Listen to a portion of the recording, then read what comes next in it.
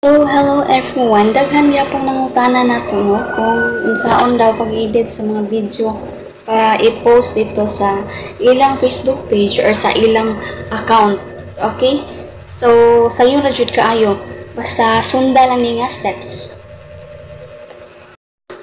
So, hello everyone. Nanata sa atong sa atong screen recorder and mag-start ato. So, open lang ang Play Store kung wala pa kay KineMaster. Ayan, open Play Store, then search KineMaster. Ayan. KineMaster. So, kay na naman ni diri, naka-install naman ni siya. So, no need ako nga mag-install. So, need siya update diri. So, sa pagkakaroon, dili lang sa nakoy update. Okay?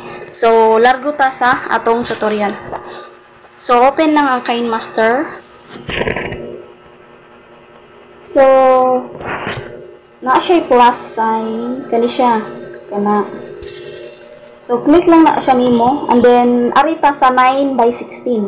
Kani. Kana. So, 9/16. So, ari da yung tasa, media. Dayon, ang akong video is naa sa camera. So, nakadepende sa inyo kung asa nakabutang ang or asa nakasave nga files ang inyong video nga gi-video ninyo.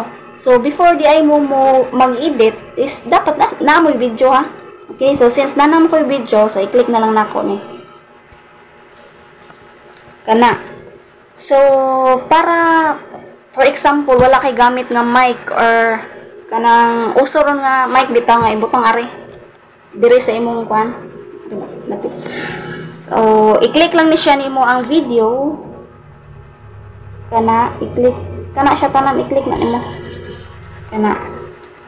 So, nakakita ka diri volume. Kana. I-click na siya. Tapos, kini is i-full 200% and auto volume.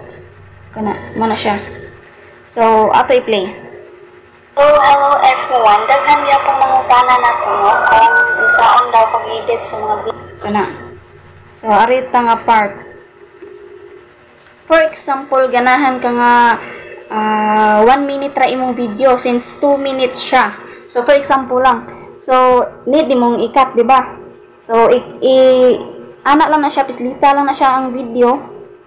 And then, kani siya, kanina, nakita nga muragunting, no? O, click lang. Tapos, click trim to right to playhead. Kana. O. So, nawala na siya. So, i-check lang. And then, unsaon pag-export para ma-save na ni or para ma-upload na dayon na to. Okay? So, kani siya. Kaning murag may arrow sa ibabaw. Kani siya ay. Basta kani. Kanang may arrow sa babaw ba? So, i-click lang na siya. Tapos, i-click na sa nimo ang video nga imong kung gani siya. Mao man yung video na to. Kana. So, nakakita ta darig murag share bitaw. Kana, share button. Ay nana ba? So, i-click lang na siya. And then, export. So, much better kung each day 1080p nya 30. Okay? So, para mas nice imong video. So, kita na export dire. Click lang na natong export. Kana. So, while waiting, ayaw i-cancel ha. Kay, since i-cancel ni mo, wag tang imong gi-export. So, ana siya. So, asa man ni mabutang nga itong na-export. So, nakadepende sa ako manggod. Nani siya sa export. Wait. So, nakabutang ni siya sa export.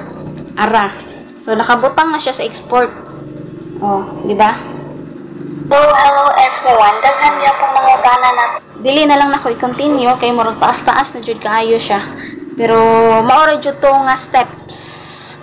Simple na jud kaayo, basta masunod lang gid ninyo ang mga steps, okay kaayo. So that's for today's video. I hope you like it and please follow me also. Okay, thank you.